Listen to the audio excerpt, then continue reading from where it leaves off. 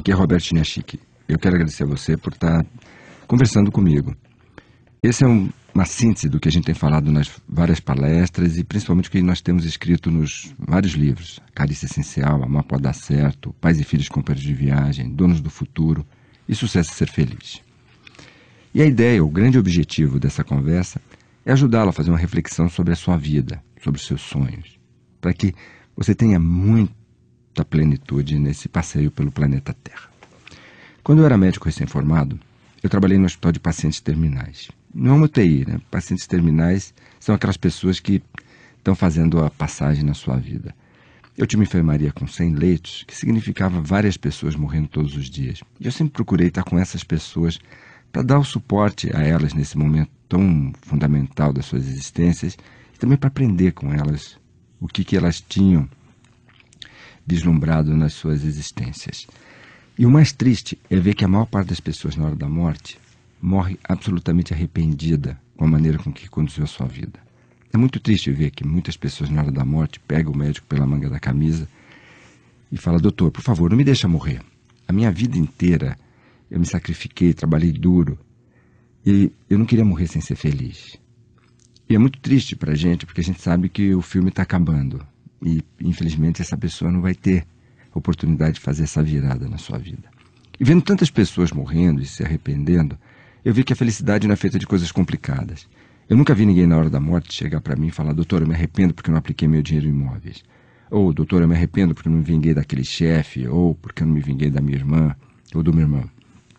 Na hora da morte as pessoas se arrependem de não ter vivido as coisas simples e básicas da vida, como famílias, amor, filhos, lealdade, carinho.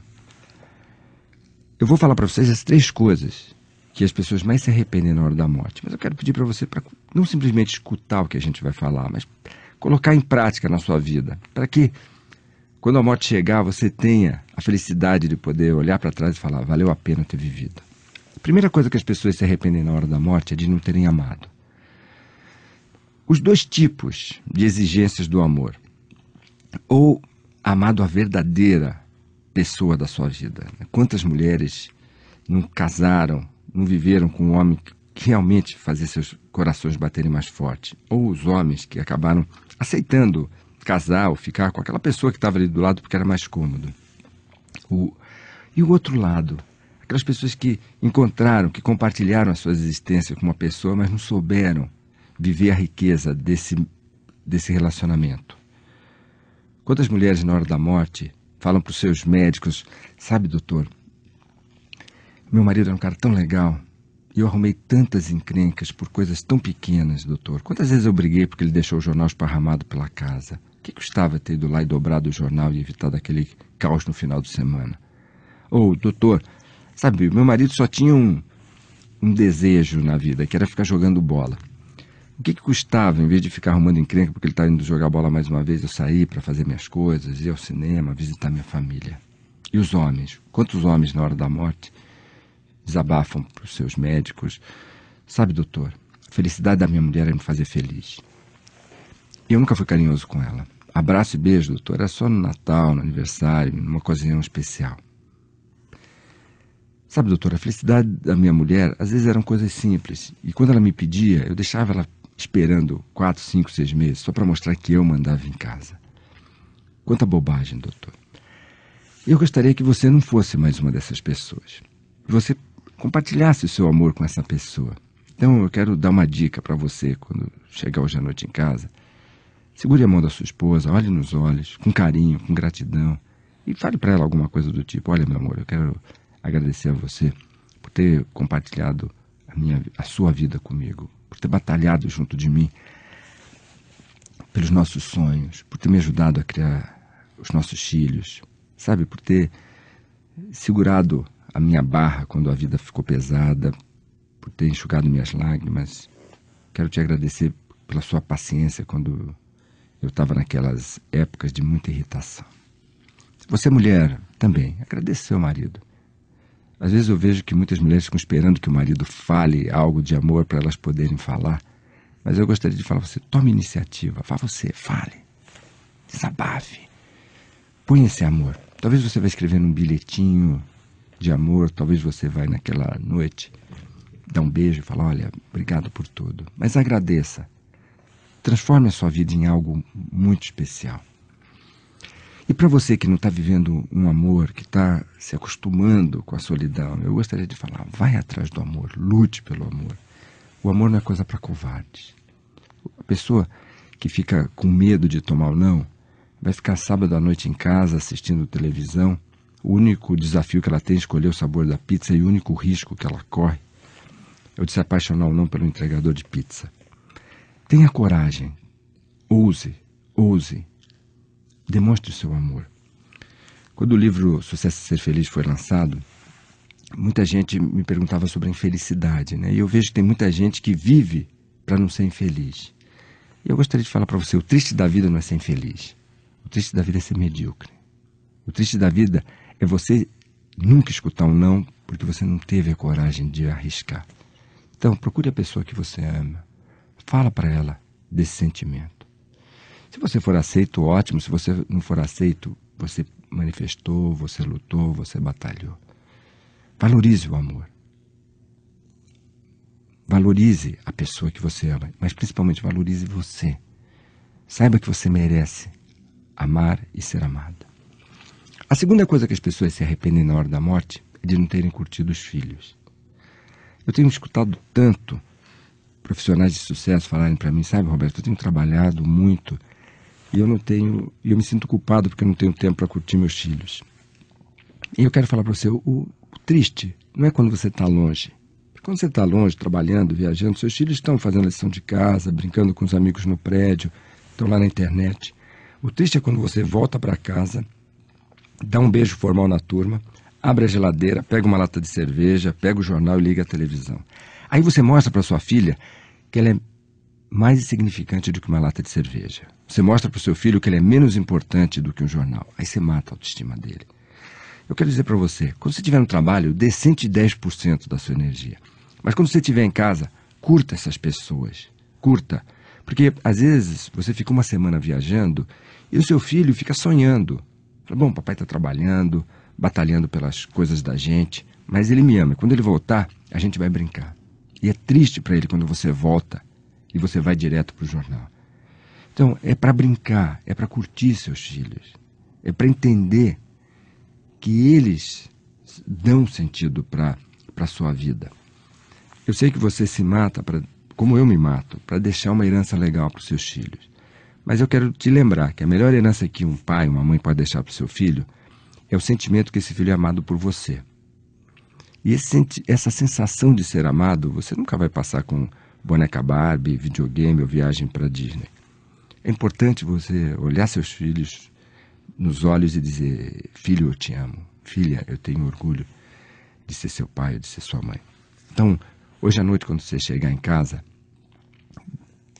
lota seu filho, seus filhos de beijo. Não esquece disso.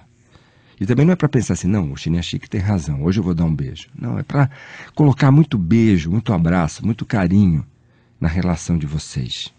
Eu sei que tem pai tão durão que se hoje à noite chegar para o filho e falar, filho, eu te amo, o menino vai tomar um susto tão grande que ele vai falar, papai, pode deixar, eu vou lá na geladeira e pego a sua cerveja, não precisa se humilhar.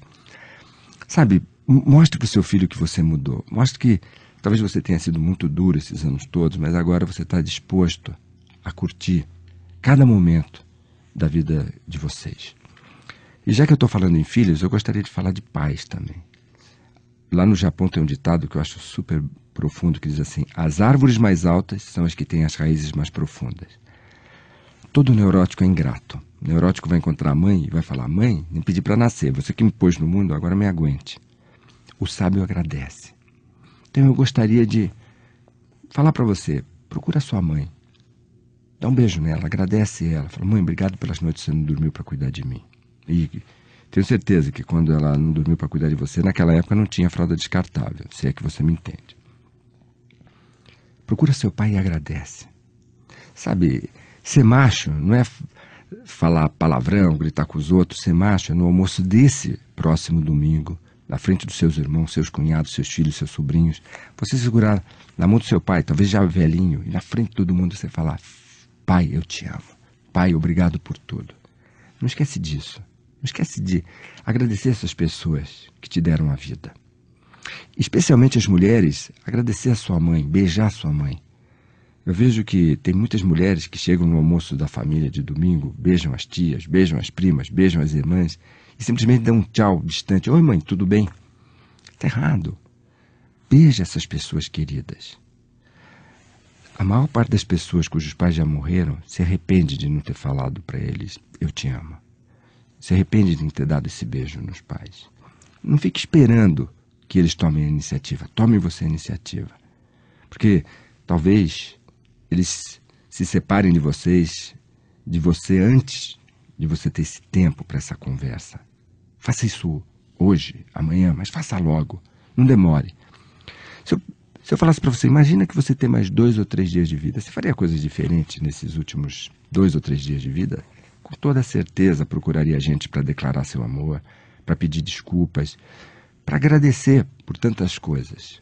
Mas olha, eu não estou rogando praga, tá? Mas se não morrer de infarte, corre o sério risco de morrer numa UTI, longe das pessoas que você ama. Essas coisas importantes é que definem a sua qualidade de vida. Agora, eu gostaria de falar isso para você. Tenha paz na sua relação com seus pais. E também, isso não dá dinheiro, tá? Mas isso dá a maior riqueza, que é o coração estar em paz. O coração está tranquilo de que você está fazendo o certo, de que você está fazendo o que realmente vale a pena. A terceira coisa que as pessoas se arrependem na hora da morte é de não terem ido atrás dos seus sonhos.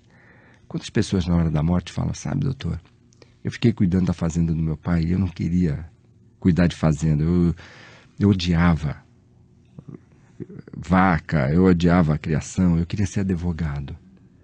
E eu quero falar isso para você. Vai atrás dos seus sonhos. Apesar de talvez você ter uma carreira bem-sucedida numa profissão que não é a sua profissão, tenha coragem de ousar, tenha coragem de arriscar e batalhe pelos seus sonhos. Tenha sonhos. Se alguém me perguntar hoje, Roberto, qual é o maior problema do Brasil? Sabe, o maior problema do Brasil hoje é que as pessoas pararam de sonhar. E quando elas param de sonhar, elas ficam vítimas fáceis das drogas, elas ficam vítimas fáceis do desânimo. Elas param de batalhar pela vida. Eu sempre digo para as pessoas que a gente trabalha, eu digo assim, olha, você tem direito de realizar todos os seus sonhos, desde que você ajude o maior número possível de pessoas a realizarem os seus próprios sonhos.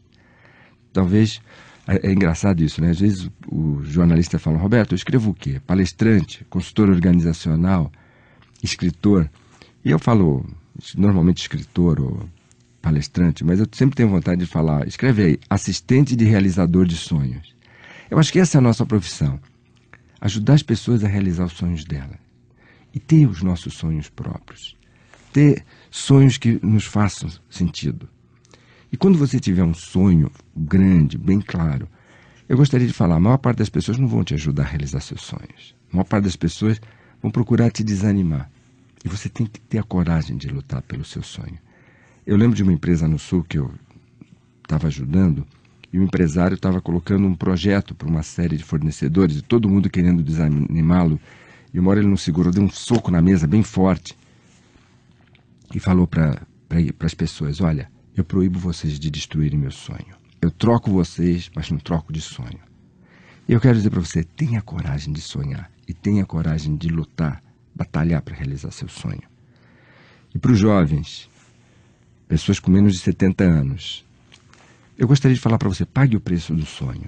Todo sonho tem um preço.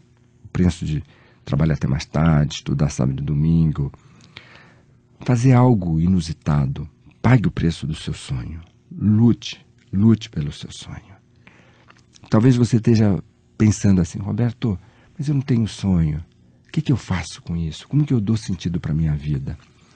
Eu tenho escutado muitas pessoas que vivem uma depressão, especialmente mulheres na faixa dos 45 a 55 anos, cujos filhos saíram de casa, e elas estão numa depressão e querem saber qual é o melhor remédio. Sabe qual que é o melhor remédio? Vai trabalhar numa enfermaria de crianças com AIDS. Não é só dar o dinheiro. Dê o dinheiro que eles precisam sempre, mas vai lá ajudar. Veja aquelas crianças que não fizeram mal nenhum para ninguém. com aquele sofrimento. E aí você vai dar uma papinha, um mingau para ela, uma sopinha. E você vê que você dá aquela sopinha tão simples. E você ganha daquela criança com dor um sorriso. 3 manhãs que você ajuda nessa enfermaria, na terceira você sai de lá e fala assim: Senhor, desculpa por ter reclamado algum dia do que eu tenho. E você vai se sentir uma pessoa abençoada. Construa sonhos. Realize esses sonhos. Batalhe pelos seus sonhos. E principalmente, saiba que quando você cria a felicidade dos outros, você se sente feliz. Talvez quando eu falo essas coisas para vocês, você vai pensar assim: Roberto, você nunca tem problemas na vida? Você nunca tem encrencas? Eu gostaria de falar para você, enquanto a gente viver, a gente vai ter problemas, a gente vai ter desafios, a gente vai ter encrencas, e não pequenas, frequentemente encrencas grandes. Mas nós precisamos comer os morangos da vida. Tinha um sujeito que estava caindo num barranco, segurando assim numas raízes que saíam da terra, e em cima do barranco um urso feroz queria pegá-lo, e o urso em cima dele, embaixo um monte de onças, as onças pulavam para pegar os seus pés. E de repente ele olha e vê um morango vermelho, lindo, com aquelas escamas douradas dos raios de sol que refletiam. Ele segura só com o braço direito o peso do seu corpo, vai com a mão esquerda, pega o morango, olha aquele morango, admira a beleza do morango, põe o morango na boca, saboreia o morango, se delicia com o morango. Entra em êxtase gustativo comendo morango. Você entendeu? Talvez você esteja com vontade de perguntar: Roberto, e o urso? Dane-se o urso, como o morango. Roberto, e as onças? Azar das onças, como o morango. Às vezes você está no domingo com sua família, seus amigos, no churrasco, e a sua esposa chega para você e fala assim: meu amor, relaxa, curte. Não pensa como um neurótico dizendo: você fala para eu comer morango hoje que você não sabe quantos ursos e quantas onças eu tenho amanhã na empresa. Come o morango. Sabe, quando o seu filho, aquele mais sapeca, chega para você no seu aniversário com um presentinho simbólico, não dá uma de neurótica. Esse é o ursinho, agora quer me dar um morango. Gente, como morango. Eu gostaria que você lembrasse, soubesse que os ursos estão cada vez mais ferozes. Então vai ter que aprender a lutar com o urso, vai ter que aprender a morder onças. Mas se a gente não comer os morangos da vida, não tem graça. Sabe, é todo dia um morango. Todo dia. Um pequeno detalhe. Sabe, talvez você tenha tido aquele dia assim péssimo, tudo deu errado, estresse, exaustão. Não vai dormir desse jeito. Sabe, liga para a pessoa que você ama, come um sorvete, toma uma taça de vinho, escuta uma música legal, lê uma página de um livro legal, mas dê sentido para você todos os dias. Porque para as pessoas que vivem adiando o dia em que elas vão ser felizes, a morte encontra ela antes delas encontrarem a felicidade. A felicidade é algo que a gente constrói todos os dias, nos detalhes, nos pequenos bilhetes, nos telefonemas rápidos, nas mensagens do e-mail que você manda para o seu filho que está estudando fora. E diz: olha, filhão, hoje o dia está pesado, está puxado, mas eu lembrei de você e estou só mandando esse bilhetinho para dizer que eu te amo e que eu estou com saudade de você. São as coisas simples. Roberto, e por onde que eu começo? Começa por você. Porque a sua vida muda quando você muda. A sua vida não muda quando o governo muda, quando a direção da empresa muda, quando o seu marido ou a sua esposa muda. Você tem que mudar. Essa mudança tem que começar no seu coração, dentro de você. Você tem que tomar essa decisão de que, se eu quero que algo aconteça diferente, eu tenho que agir de uma forma diferente. Tem uma história que eu gosto muito de uma empresa nos Estados Unidos que estava indo mal, estava no vermelho. E o dia quando os trabalhadores chegaram, tinha uma placa imensa e dizia assim: a pessoa responsável pela sua estagnação na empresa morreu essa madrugada. O velório será na quadra de esportes. Atenciosamente, a direção. Todo mundo olhou, né? A morte sempre dá aquele choque, aquela tristeza. Mas aí o pessoal já aproveitou para aquela explosão de contentamento. Ah, sabia. Tinha alguém me sabotando. Se não fosse essa pessoa me sabotando, eu estaria brilhando, já teria sido promovido, meus resultados estariam melhores. E todos queriam saber quem tinha morrido. Será que tinha sido o gerente da fábrica, o gerente de marketing, o gerente de finanças? A bagunça foi tão grande que precisaram chamar a segurança para fazer aquela fila. Caixão fechado, aquele visorzinho de vidro. E a pessoa ia, excitada para ver quem era. E quando ela entrava no espaço e ela olhava para dentro do caixão, ela tomava um choque, dava uma inspirada bem profunda e saía caminhando de cabeça baixa. Isso, eu tenho certeza que você já adivinhou que dentro do caixão tinha um espelho. Exatamente. Só existe uma pessoa capaz de atrapalhar a sua vida. Você mesmo. Da mesma maneira que só existe uma pessoa capaz de ajudar você. Você mesmo. Você que tem que pegar seus destinos nas suas mãos e tomar essa decisão de colocar a sua vida do jeito que é para ser. Você tem que entender que no momento em que você olhar de frente para os seus sonhos e falar, se eu quero que esse sonho aconteça, eu preciso crescer, evoluir como pessoa. Tem uma história que também eu gosto muito, essa história eu aprendi lá no Nepal, com aquela mestra que eu conto no livro Sucesso e Ser Feliz. O menino estava andando com o pai e aí ele tropeçou. Quando ele tropeçou, bateu o joelho no chão, doeu, ele gritou, ai! Aí o eco repetiu, ai! Ele nunca tinha escutado o eco, né? Falou, quem é você? Aí o eco repetiu, quem é você? Não apareceu ninguém aí, seu covarde, seu covarde, seu perdedor, seu perdedor. O menino correu pro pai e falou, pai, o que é isso? O pai falou, filho, senta aí, olha aí, escuta. O pai olhou para as montanhas e gritou, eu amo você. O eco repetiu, eu amo você. Eu admiro sua garra, eu admiro sua garra. Você é um campeão, você é um campeão. O menino correu e falou, pai, o que é isso? O pai olhou para o filho e falou assim, filho, eles chamam isso de eco, mas na verdade isso é a vida. Não adianta você gastar energia para mudar as palavras do vento. Mude as palavras que saem do seu coração. A vida, filho, é um espelho. Não adianta você quebrar o espelho quando ele mostra um rosto que você não gosta. Mude seu rosto, mude sua atitude, mude sua postura, mude seus comportamentos, para que a vida te dê tudo o que você merece. Eu sei que o Brasil, mais uma vez, está falando de crises, de dificuldades, tempestades, mas eu gostaria de falar para vocês. No meio da tempestade sempre tem oportunidade. Agarra essa oportunidade. Nesse momento em que as pessoas estão paralisadas de medo, confusas com essas mudanças, agarra essa oportunidade. Não largue. No Japão, as pessoas dizem que a deusa da oportunidade é uma deusa que tem cabelo na testa e atrás é careca. Então a gente tem que pegar a deusa quando ela vem de frente. Porque depois que ela passa, não tem onde apoiar. Agarra essa oportunidade. E principalmente, não esquece o mais importante da vida. Eu sei que vou falar uma ideia que talvez para alguns de vocês isso pareça brega, mas para mim é o mais importante. Viver, para mim, não é colecionar números na conta bancária. Não é colecionar bens na declaração de imposto de renda. Para mim, viver é realizar o melhor que eu consiga, o meu compromisso com Deus, com meu Pai, com o meu Criador. Eu sou uma pessoa que rezo muito e uma das coisas que eu sempre peço é que Deus me dê a sua luz para que eu consiga realizar a minha missão, o meu compromisso com Ele o melhor possível. Porque para mim, o campeão não é o sujeito que tem carro importado, roupa de grife, apartamento na praia. Para mim, o campeão é aquela pessoa que pega pesado durante o dia na empresa, chega à noite em casa, cuida das coisas da casa e quando você, cansado, coloca a cabeça no travesseiro, o nosso Criador entra no seu quarto, põe a mão na sua testa e fala para você, obrigado, meu filho, ou obrigado, minha filha, por continuar a minha criação. Não esquece disso. Sucesso é importante, mas certamente é muito mais fácil ter sucesso do que ser feliz. Mas o mais importante da vida é que a gente tenha o sucesso com felicidade, o sucesso com sentido da vida. Eu quero agradecer a você por ter escutado. E se você achar importante, escute mais algumas vezes essa conversa. Mas mais importante do que escutar essa conversa é colocar em ação. E eu quero que você saiba que eu torço para que você seja sempre muito feliz e principalmente para que você realize todos os seus sonhos. Um grande abraço, muita felicidade.